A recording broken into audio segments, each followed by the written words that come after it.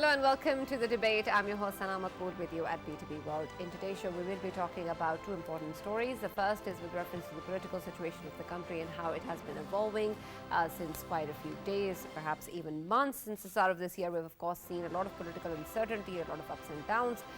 Also along with that, economic uncertainty and of course a deteriorating economy as well, which seems to be picking up pace. But of course, this is not something that we can completely say is going to last for very long. But coming back to the political situation in the country as well, which at the same time is also not looking towards opening towards any positive direction, despite the fact that there have been calls regarding the Charter of Economy and consensus, and for all the political parties to sit down by the Prime Minister, and as well as efforts made by the President's office.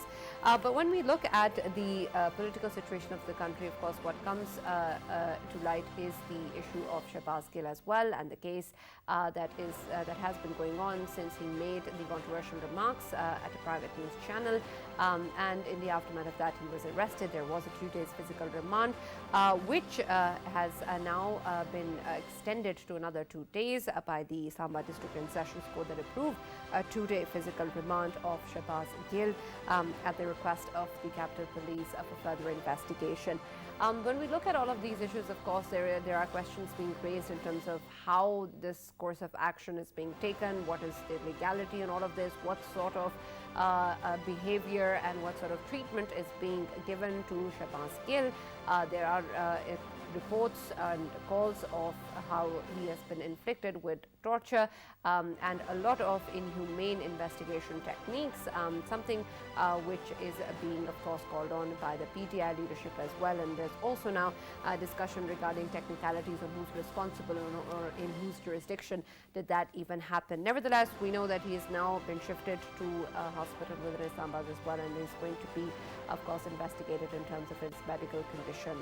We will be talking more about that, but in general, we also want to look at the political situation of the country, specifically with regards to the PTI and the PMLN, and of course the government, and the way in which things have been evolving, and the way we've been hearing issues such as disqualification of the PTI leadership, the political party with reference to Toshahana reference case and the prohibited funding case. And then, of course, talks of Nawaz Sharif returning, and whether or not that is going to happen, and how that's going to play out in terms of elections. When exactly does the government plan to hold those elections? Are we even going to be hearing calls from the PTI's side for calls of elections anymore, since we didn't really hear them in the rally that occurred on the 13th of August? We also want to talk about how this is going to proceed in terms of the legal sense as well, in terms of disqualification of Nawaz Sharif, as well as the demands being put out of disqualification of Imran Khan as well. And then, of course, the kind of conflict that exists between Punjab and the centre, and how the Punjab government is also playing such tactics that are that are implicating, of course, the way things are moving forward for the centre. So we're going to be talking about all of this in our first segment. We're also, at the end of the show, going to be taking a look at the unfortunate, tragic and inhumane and most condemnable incident that has happened in Faisalabad, where police have arrested a man along with other accomplices who allegedly kidnapped his daughter's friend, subjected her to mental and physical torture, including making her lick her shoes, shaving her head and her eyebrows. And this all apparently happened because she rejected his marriage proposal. Unfortunately, the videos regarding this incident have also been circulated and they've gone viral, which is why this incident has now surfaced and come to light, something that has happened in August 9th and has just come out today. We're also going to be, of course, taking a look at that and trying to understand exactly what really happened and who's responsible, and how is it that such incidents continue to happen against the women of this country. And we see so many of such reports coming in, and what needs to be done about it, and what sort of a punishment needs to be given, and what sort of consequence needs to exist, so that there is a lesson that is drawn here and that such incidents are not repeated. So that's going to be our end of the show. For this and more, of course, I've been joined in the studios by Farrukh Pitafi and Raja Faisal. And for our first segment regarding the political situation of the country, I've been joined online by Mr. Bilal Akbar Khan, who's MP of PMLN, and Mr. Javed Jadoon, Senior Analyst. Thank you very much, gentlemen, for being a part of the debate today. We're going to be talking about, of course, the political situation of the country. But Mr. Javed, I'll start with you. When we take a look at the political temperature, the way things have been evolving in the past, it seems that we are not moving towards any direction where we can actually hope for some sort of positive change or some sort of reconciliation or some sort of dialogue that can possibly exist in the future, considering also the economic situation of the country. When we look at what has been happening with regards to Shahbaz Gill and the case that has been filed against him, the ones filed against Imran Khan, and then what the Punjab government has been doing recently within Punjab as well, it seems that everyone's just involved in a one-up in terms of the political games, and no one's really looking at the real problems. How do you see this particular situation and the way it's going to evolve in the coming days? And Jadun Sahab, why are we surprised? Surprised by what? What exactly is happening right now? The introduction that Sana just gave. Thank you very much, Sana. I think we know that the political polarization is definitely there, and it is increasing with every passing day. The two dividing camps, the ruling coalition and Pakistan Tehreek-e-Insaf, they have really ratcheted up the rhetoric. Every day we see a new incident now. We see the incident of Shahbaz Gill. Whatever he said in a private television channel and the aftermath and being remanded into police custody has been made a huge issue in Pakistan's politics. Otherwise, I think it should have been an issue not to be stirring the political situation in Pakistan, but it has done that. And it's only because of the political divide and the kind of a deadlock between the two camps. They are simply refusing to sit on the negotiating table like mature people, like mature politicians, and they should be worried about the economic situation in Pakistan. They should be worried about the future of the 200 million people of Pakistan, and particularly the youth bulge, which consists more than 60% of Pakistan's population. And rather than focusing on these very important, very vital issues which Pakistan is faced with today, they are simply fighting amongst themselves for the piece of the pie, which is the Islamabad. And right now, the coalition government in Islamabad and the provincial government in Punjab are pitted against each other over the issue of handing over Shahbaz Gill, whether he goes to the hospital in Rawalpindi or in Islamabad. I think that is very childish behavior on part of mature people, mature politicians, because everybody is looking towards them. Every Pakistani is simply worried about what is happening on the political scene. As Farrukh said, why we are surprised? We are surprised that they are not really maturing up. They are not really showing the kind of maturity which is expected of them. And the economic indicators, though, have improved a bit in the past, maybe in a week's time. Dollar has depreciated and rupee has regained some of the lost position. But still, I think there are very worrying signs. The foreign exchange reserves have fallen down below $800 billion dollars mark. Right, and, absolutely. Absolutely. Mr. Bilal, when we take a look at the situation, particularly in terms of what is going on with Mr. Shahbaz Gill, who is really responsible in terms of what has been happening with Shahbaz Gill and the entire case and what has been going around with it? And when we talk about the way that these things have been handled, is it really helping? Is it benefiting anyone? Thank you for having me over, first of all. I would just like to say that, what's happening with Shahbaz Gill right now, I don't approve of that. I think this is something which needs to be addressed. Whatever is happening in the courts, whatever is being done through the governments, I think every human has a right to defend themselves.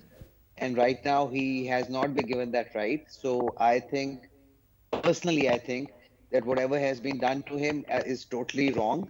And he should get his chance in the court, and the courts let him go, and then the other court comes in and says, no, you have to go back to the jail and everything. It's not right. Right. So if it's not right, who's going to correct it? And by the way, Bilal Sahab, since we are talking about correction and all, let us also talk about the fault lines that are jurisdictional.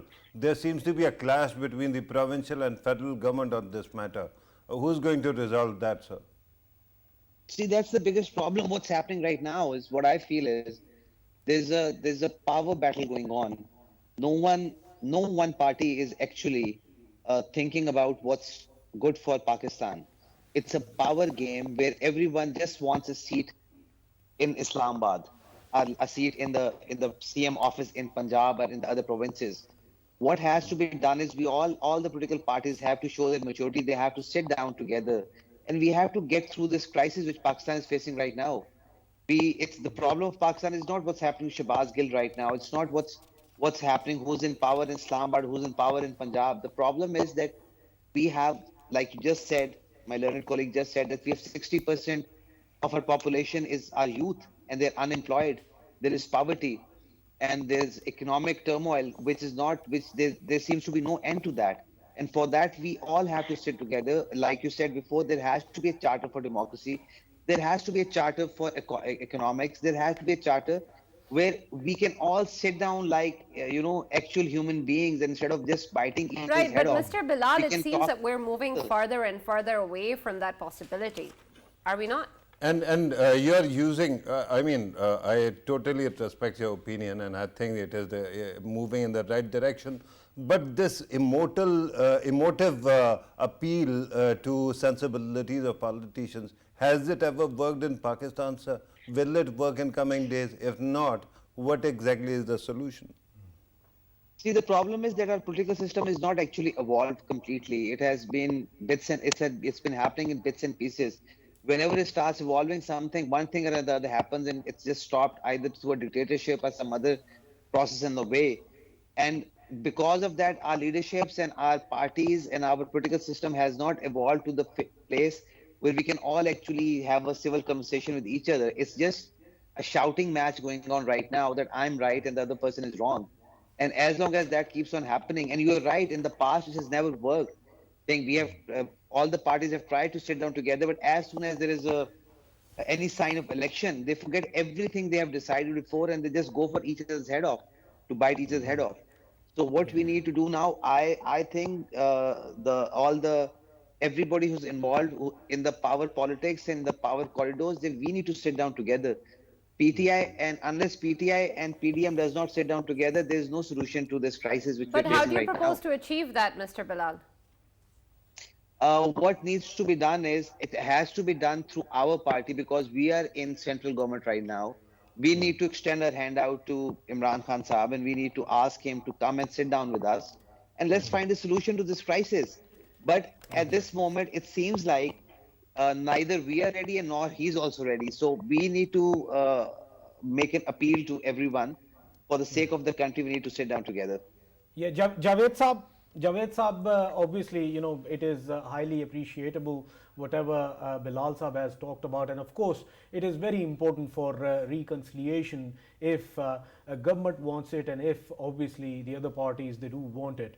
But looking at the current scenario, of course, this particular case of Shabazz Gill, do you think that the scuffle which is going on right now about this case, it is going to serve any positivities towards the steps taken towards reconciliation?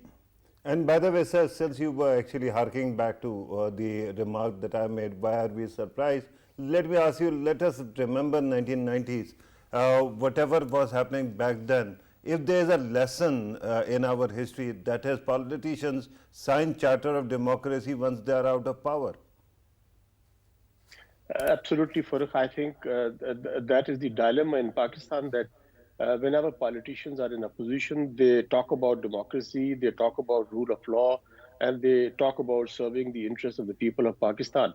While in the corridor of power, they forget everything. Then there is no rule of law, there is no democracy. Democracy is only when you are in power. When you are out of power, there is no democracy in Pakistan. I think every political party, while in power, has demonstrated that. And second, I think second important problem which Pakistan is faced with, every ruling party, when they are in government, they're the same page with the establishment. While out of power, they start talking about interventions on part of the security establishment and on regarding the efforts of the establishment to create hindrance and impediments and roadblocks in the way of democratic traditions, evolution of democracy, and delivery of services. I think Or that in is the real Shahbaz problem, Gill's which is. case, actually appeal to the army to intervene. I think for Gill's case is being blown out of proportion. Let the courts handle the situation. It is sub judice, and ultimately, I don't believe much is going to come out of this case. Many things have been said in the past as well. When Pakistan Muslim League Noon was in a position, they even talked about. They even named names from the military, top leadership of the military, and they even talked about the interventions on part of the establishment and not allowing the PMLN government to function and deliver what they wanted to deliver to the people of Pakistan. And look what they are saying right now. Only, I think, a couple of hours ago, the defense minister spoke to the press, and he was talking about the way Pakistan Tehreek-e-Insaf sort of collaborated with the Indian accounts, or rather the followers of Pakistan Tehreek-e-Insaf, or the workers of Pakistan Tehreek-e-Insaf were collaborating with the Indian accounts who were attacking Pakistan army, particularly in the wake of the tragic helicopter crash in Balochistan. I think why we go to the extent and why we start questioning the credentials of the political parties or the opponents as far as patriotism is concerned. Even the last discussion, Farrukh, we were talking about this. I think enough is enough. Let's not get into this domain, into this realm of questioning the credentials, the patriotic credentials of the opponents. And thirdly, and I strongly believe, Farrukh, that when they can't deliver, they sort of they hide under the umbrella of establishment's interventions, or the establishment overruling their policy initiatives, rather in the domestic realm or in the foreign policy realm. Till they understand that they are in power, they are answerable to the people of Pakistan. The two things they have always been saying. One is the baggage of the previous government. They always blame the previous government of all the issues, the problems, and complications they are facing today. And secondly, the establishment. The two, I think, there's the kind of two excuses they always present to the people of I Pakistan. get that. This But is not going to work anymore. is there no subtle difference between what PMLN was saying? Supporting army is one thing, and saying that army should not intervene in politics is one thing. On the other side, calling it to actually intervene or to overthrow the existing political or military order is totally a different thing. Do you get the nuance? I totally agree with you, Farrukh. I think they've gone a step ahead. When they were together, when they were ruling Pakistan, the establishment was on the same page, and the former Prime Minister Imran Khan was always emphasizing that the top general, the chief of army staff was pro-democracy and so on and so forth. Let us not get into those rhetorics. But right, why but not power? Javed Sahab, the fact is, with reference to the particular statements inciting mutiny, that is what we're talking about. Surely they are substantially different than what the other statements that you're referring to. Are they not? Sana, but let the courts, the cases all right. in front of the Mr. Bilal, I want to courts. continue once again on what you were earlier talking about. You said that and I appreciate that the extension of the offer of sitting down and talking should come from the government. And it has. The Prime Minister has offered that and said that we need to sit down and develop a charter of economy for the progress of the country. But at the same time, of course, there are important references and cases filed against Imran Khan. There have been demands made against him. There have been demands of his disqualification. There has been talk of how he's damaging for the country, how he has achieved nothing in his tenure. So when we look at all of these statements and the cases as well, how do we really expect this to be an offer that will be taken by the PTI leadership? And by the way, PTI keeps on demanding only one thing: elections. As soon as you actually agree to that decision, they are ready to sit down with you. Why not go there? And Bilal Sahab, if we are going to get a chance that all of the parties are sitting together, can we achieve some sort of consensus on this as well, that on the basis of patriotism of one party or another, we should not be, sharpening up our narratives, the political narratives, sir?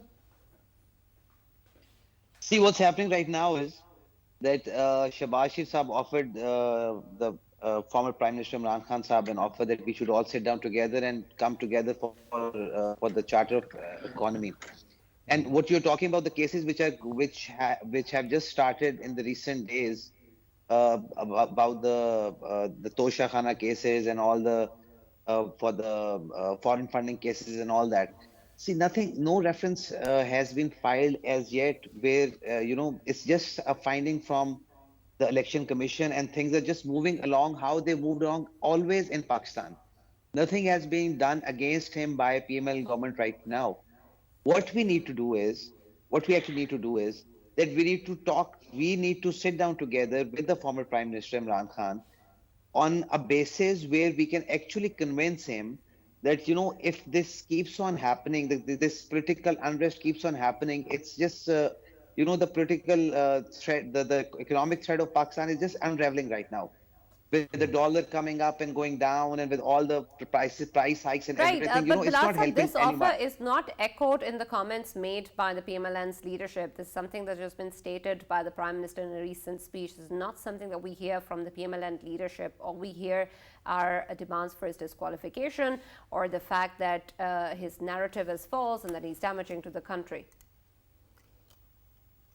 No, I agree with you on that, because, I also have not heard anything like that. But what I think is, when the Prime Minister of the country, he's heading our party right now, PMLN is being headed by Shehbaz Sharif Sahab right now, when he has offered something to the former Prime Minister, I think the other party members should do the same. But if they're not doing so, maybe they're not getting a response from the other side as well.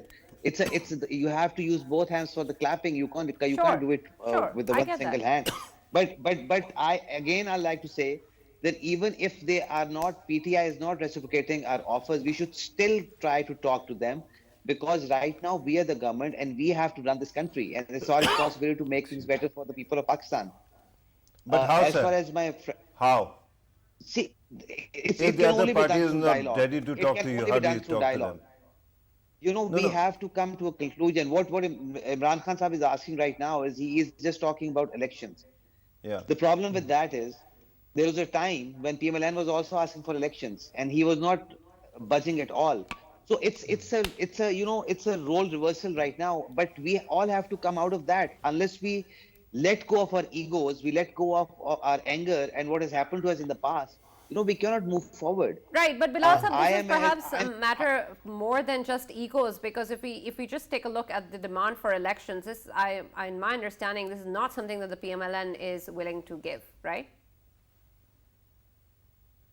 I agree with you. I think we are not ready ready to sit down with him and set a date for the elections. We think we need to complete the 5-year term of the elections which we had in 2018, and I think it's not such a.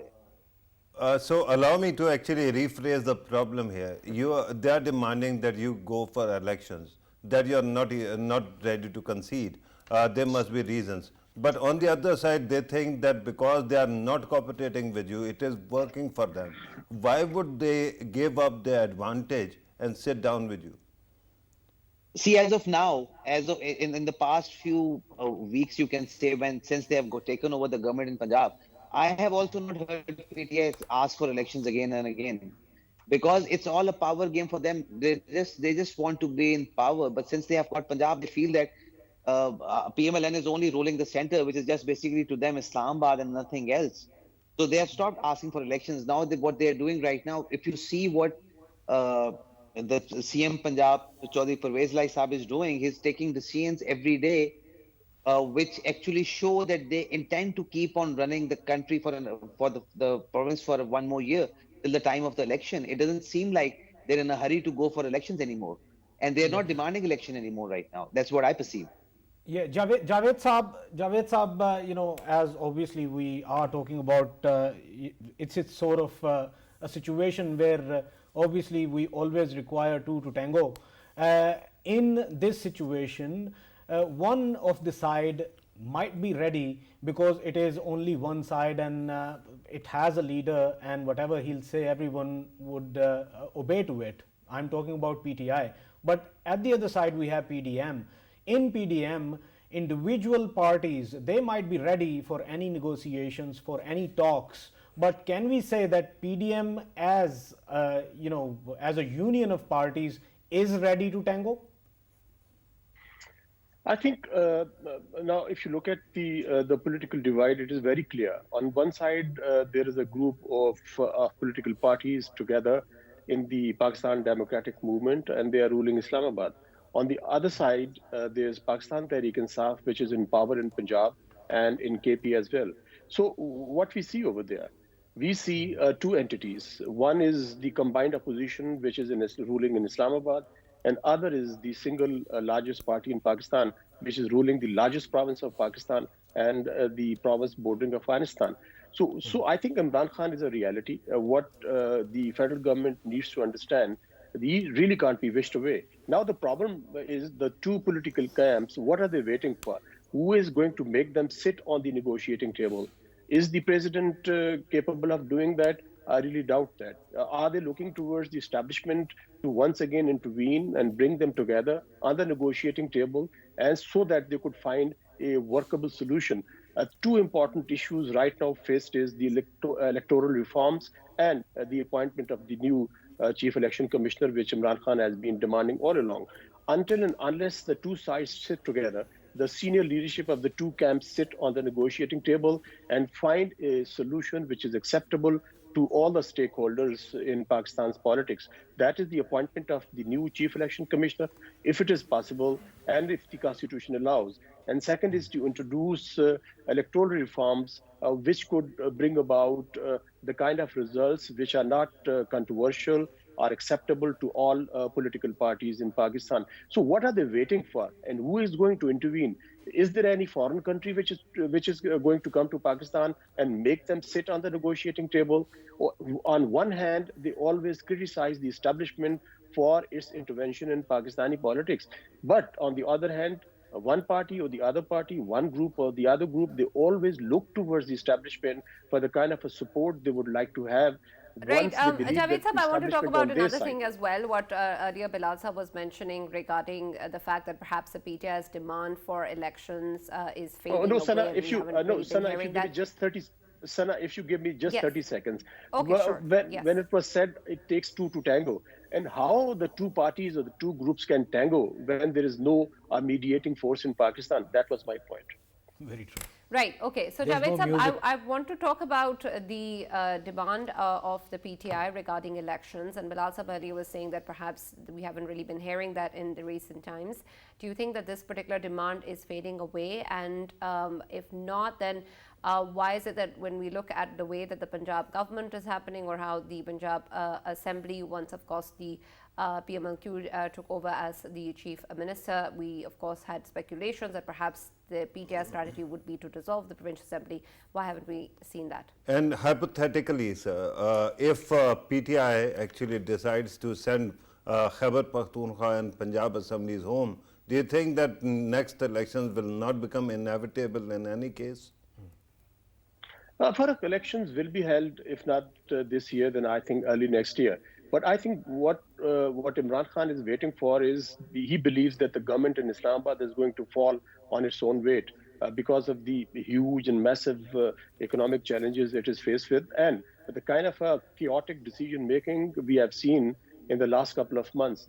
Imran Khan believes that if government keeps performing the way it is performing right now, as far as economy is concerned or governance is concerned, he believes that he is going to garner more and more support and votes from the people of Pakistan, because they have started believing, despite the fact that the last few months or 6 months of Imran Khan's rule were terrible as far as his governance was concerned. But all of a sudden, he has started getting the kind of a support he never had. He has galvanized his core base in Pakistan because of his different narratives very successfully, very shrewdly. And I think he has done what no other political leader has done in Pakistan after Zulfikar Ali Bhutto. So why is waiting for, why is getting, the question was what he is waiting for, why he's not going to go for the final kill. I think he believes that he can mend fences with the establishment, and he can simply what he can do is Right. to All right. neutralize them. Javed sir, we're as far almost as out of PTI time, is so I'll take concerned. my last question from Mr. Bilal. Can you tell us if there is any information regarding the return of Nawaz Sharif? Of course, we keep hearing reports about how there is a plan, but if there is, what is going to be the future course of action? How will he be taking part in the elections? If that is the plan, what is going to happen regarding his disqualification, and whether or not there is a plan to change the law regarding that? What we're hearing right now is that Mia Mohammad Nawaz Saab is planning to come back soon, probably mid or end of September. That's what we are hearing, but I'm not too sure about that. I've also heard that they're coming up with a law. They're trying to change the law that the disqualifications should not be for life and it should be only for 5 years.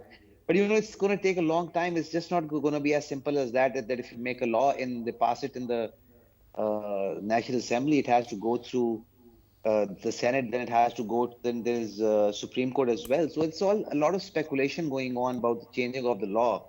But I think that, it is about time. It is the right time. I think Mia Mohammad Nawaz Sharif needs to come back because right now... Right. Is the return inevitable or subject to Imran Khan's disqualification?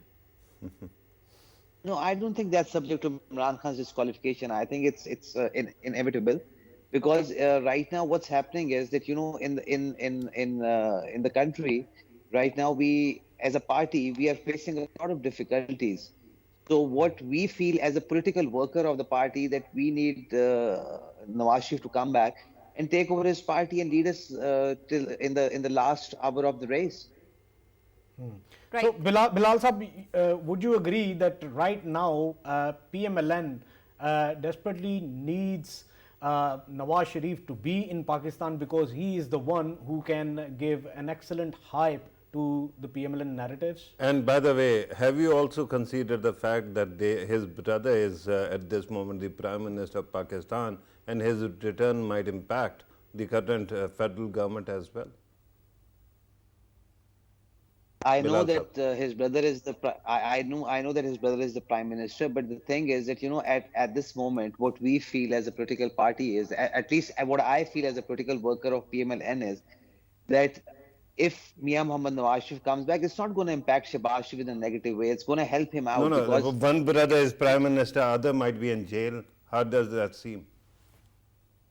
That does not really matter. They're all political cases. They're all vindictive cases put in by during the reign of General Pervez Musharraf, and things have just escalated out of control. And how we don't want to talk about the scenes the judiciary has taken over the period of last 3 months, but things are going to take their turn and things are eventually going to get better, and I'm sure that he's going to get his Thank justice. you very much, Mr. Mr. Bilal Akbar Khan, for joining us. Unfortunately, we're out of time, and thank you very much, Mr. Javed Jadoon Saab, for joining us and being a part of the debate. Farrukh, your quick comment on this segment before we move on. Right.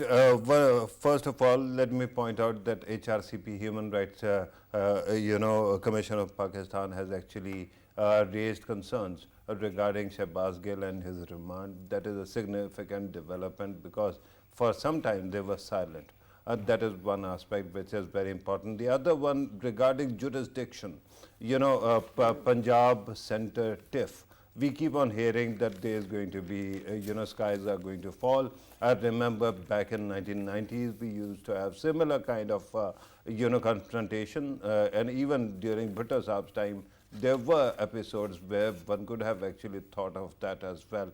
The fact is that this is how your system is built, and if two different parties inimical to each other are going to govern the two sides, they are going to fight and they keep on actually confronting each other. I don't think that there is any threat to the federation. The only concern at this moment is that Rana Sana Sahab was told that he might not be able to come to Punjab, and then he said that he might impose emergency in the province. That will be really creating a bigger crisis. Similarly, if PTI decides to send the assembly back home, assembly packing, that will also create a crisis. At this moment, let us hope that both sides, both governments keep on functioning and the assemblies keep on functioning. If that happens in coming days, there will come, naturally power knows no vacuum. So they'll resolve their disputes through some means.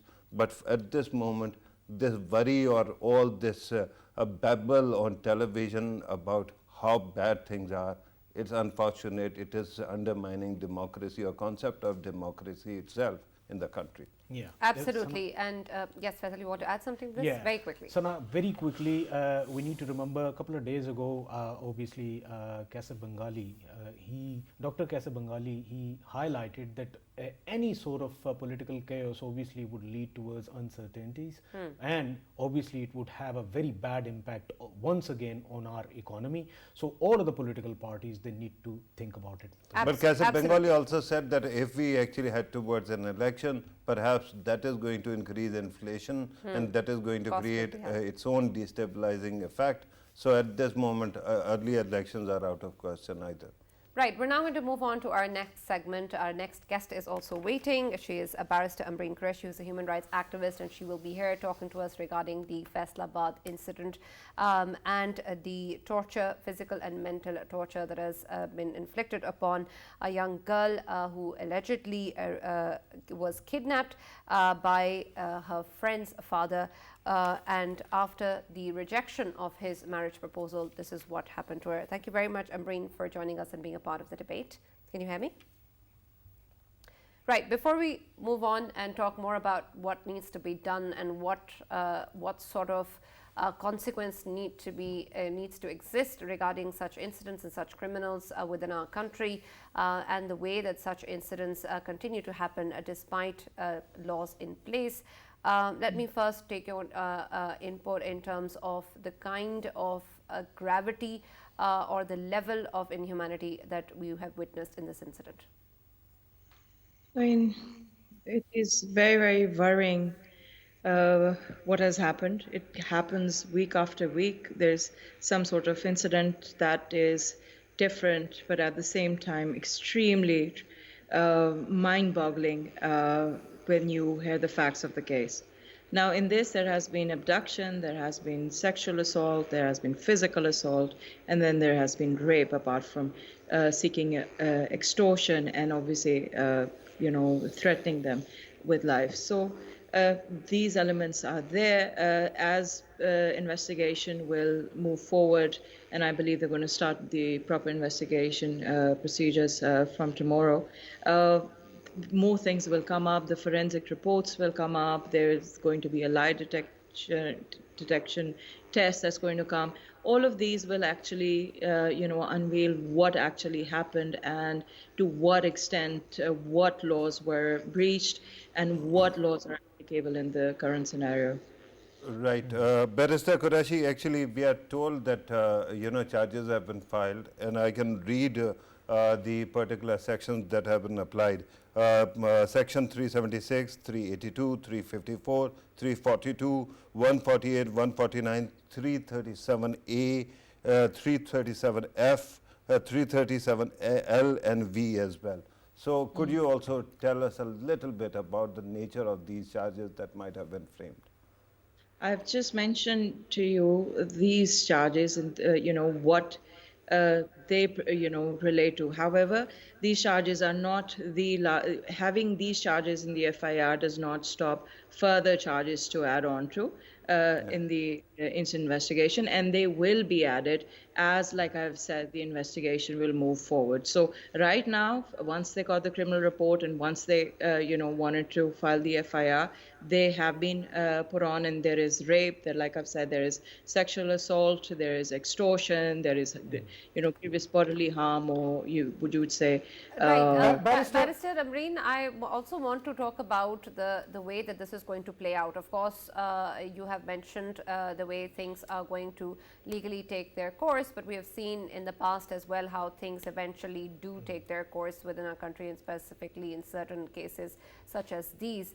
So if we look at it perhaps more realistically in terms of what historically has happened, how do you see this case playing out? And Barrister Ambreen, if we talk about these charges, are they bailable charges, number one? And number two, can we say that these are the cases, the nature of these cases is of that nature that the Supreme Court and Chief Justice should have been taking the suo motu? And people like these, the rich people like these, actually abusers, For them, jail, walls seem to be made of jelly. So, what is the guarantee that this person will not walk scot-free? I mean, exactly, I agree with you. But I think using this forum, I'd also like to add that we must make sure that their names are put on ECL, because they're not, people who are not underprivileged or less privileged. They're very privileged, very, they have contacts and everything, and they would be most probably leaving the country, and that's it. That's the justice that you're going to get. But again, whenever there is a gender-based violence or any kind of violence, what is it that is wrong?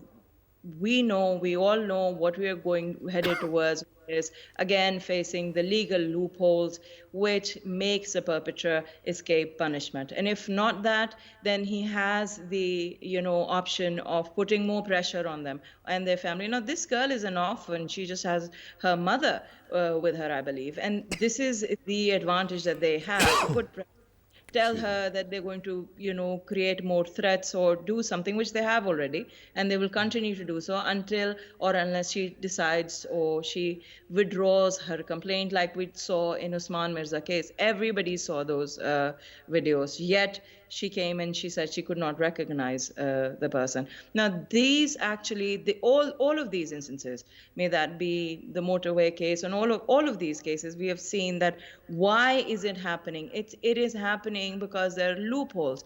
There are loopholes in the law, and these people get away with it. They get away with the punishment. Now, I work with the, with the anti-rape committee that's been formed by the government, the previous government, as well as this government. We've made, extensive laws, extensive procedures. Day and night, we are working on them. But then again, you will see that they're not being used. But the only good thing that I do see is how the police has acted. They have acted promptly. They have made sure that they're behind bars, but that is not the end of it. We have to see that the investigation is done on time. The Chalan form is submitted.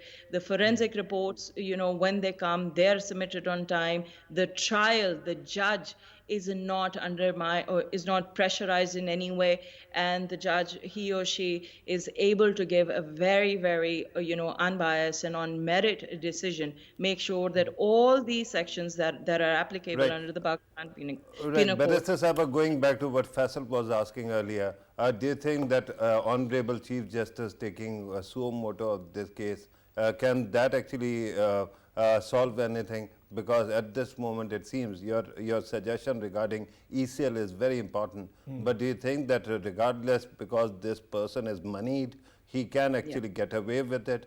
That's why perhaps the higher courts could have taken notice of this. And Barrister Ambreen, allow me to add in another. That is, obviously, this case got highlighted because of social media, but there are hundreds of cases, hundreds of women who get beaten like this, who get exploited like this. What about them? Should the system itself, it needs to strengthen itself so that it never takes place in future? Like no good deed should go punished, unpunished.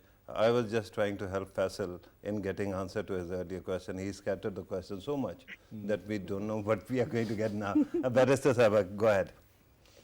Absolutely. If there is a suo motu notice, that automatically puts pressure on the perpetrator, not only on the perpetrator, but also on the police as well as the judiciary. Again, I've said this multiple times, the judiciary we're talking about is not high courts, and it's not Supreme Court, where there's much more independence. Unfortunately, the lower courts are very, unfortunately, they're very, very, they get influenced easily, they get pressurized easily, and the trainings are not as rigorous, or they're not as proper as they should be as regards to gender-based violence in cases like these. So yes, a suo motu case, a suo motu notice in gender-based violence always does help, but then again, only to an extent. Eventually, this is a trial. All the trial procedure has to follow through, because this is how this is what the law states. Right. So only to the extent of putting more pressure on the respective departments. Barrister Ambreen, there was a lot of talk specifically after the motorway incident with regards to how there needs to be a punishment or a consequence which should be there as a lesson for all, and how these monsters, so to speak, need to be taught a lesson. But then there was also this debate regarding whether or not we can actually alienate or isolate these people as monsters and take away the fact that perhaps this is a problem far more than just categorizing such people as monsters and taking away from the accountability that the society or the people and people at large need to take in. And when we talk about such consequences, do you think that it has that sort of an impact as well, where we can just say, okay, these are the bad guys and the rest is fine, but we keep seeing that these incidents keep springing up? How do we cater to that? And by the way, adding to this, because I'm glad that you earlier mentioned the anti-rape committee and all that consultation as well, because I remember back in those days there was talk regarding rapists that they can be chemically castrated. And then there was also, I mean, had it been a Western country, I'm sure that litigation alone could have actually rendered the offender bankrupt. And the girl would have been very rich by very soon. Yeah. But that doesn't seem to be the case in this country. Do you think that these two weapons through which an abuser can abuse money and his, masculine mystique, they can be taken away from the person through legal means? Well, I actually think that is not the solution to the problem. Like Sana is saying, it's the society we live in. Their mindset needs to change. We need to make sure that this right of dignity that is being violated of women and children, boys and little girls, there is something wrong with the society, and we need to address that. These guys, whoever who have come on, that we have been able to see because of social media, yes, they are monsters and they should be, put to trial and they should be punished. But there is a bigger wrong, there is a bigger problem that we are not really ready to address or settle, which is that there is a society understanding. In the society, there is an understanding that when you do such a crime or commit such a crime, you will get away with it. It's a bailable offense. We will get, some sort of approval from the other party. Will put pressure on them. She will withdraw from the case. All of this is undermining or, questioning the credibility of Pakistan's not only legal system, but also the prosecution system. And that needs to be looked at. Absolutely. And also the sense of entitlement that actually makes people feel it's okay even to commit such a crime in the first place. But thank you so much, Barrister Breen, for joining us and being a part of the debate. Unfortunately, that's all we have time for. But this is an important topic that we must talk more about. And of course, there is so much that is going on that is wrong and that needs to have some sort of consequence. And we need to see that soon. But in a larger way, we need to be able to make changes and face the reality, which is that there is a lot that is wrong with our people, with the way that we think and the way that we act, and we need to change that. That's all that we have from the debate. See you tomorrow.